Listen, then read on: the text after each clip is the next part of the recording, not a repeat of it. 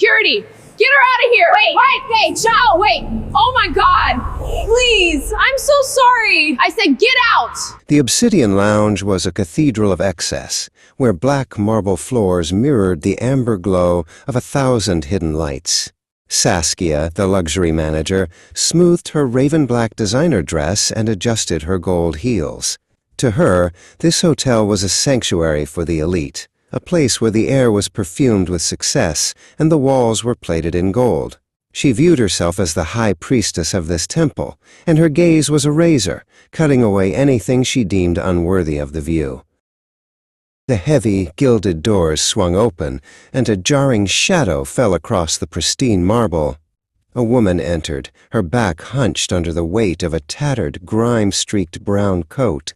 Her hair was a shock of tangled purple braids, and her boots left faint, dusty prints on the polished stone. She wandered through the lounge like a ghost, her eyes tracing the intricate gold leaf on the pillars with a look of quiet wonder. At the center of the room sat a silver tray holding artisanal biscuits, each worth more than a common meal. Octavia reached out a weathered hand, her fingers trembling slightly as they neared a single golden-baked treat. Before she could touch it, a sharp heel clicked against the marble like a gunshot. Saskia lunged forward, her hand clamping down on Octavia's wrist with bruising force.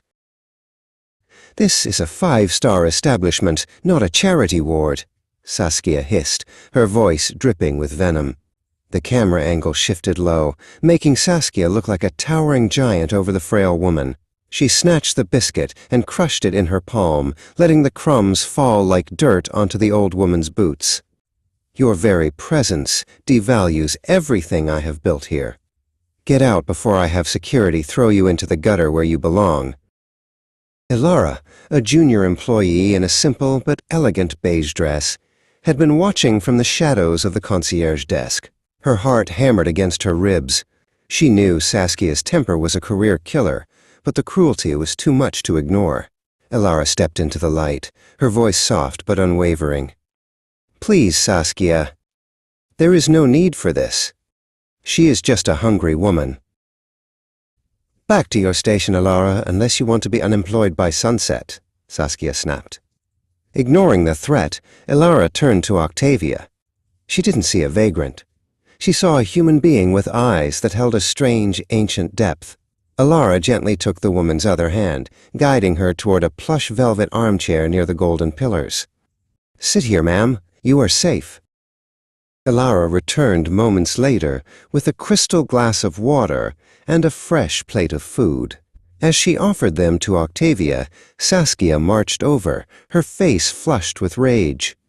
"You've made your choice, Elara. You've chosen a beggar over your career. Hand in your badge. You are fired." Elara didn't flinch. She simply placed the water in Octavia's hands, her dignity a shield against the manager's screams.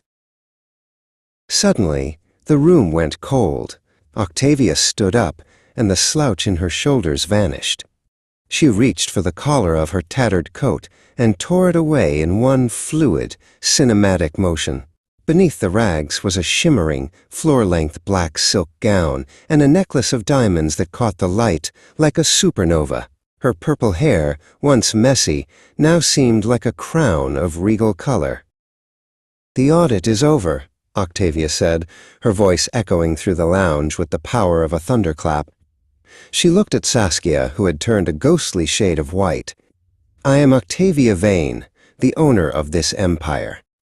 I wear these rags to find the rot in my houses, Saskia, and today I found it in you. You see the gold on the pillars, but not the soul of the guest.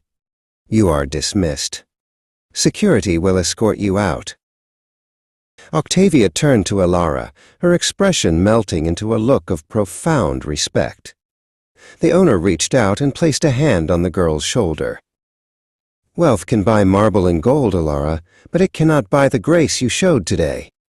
This hotel needs a leader who sees people, not just price tags." Octavia leaned in, a triumphant smile on her lips. "Welcome to your new role, General Manager. Let's clean this place up."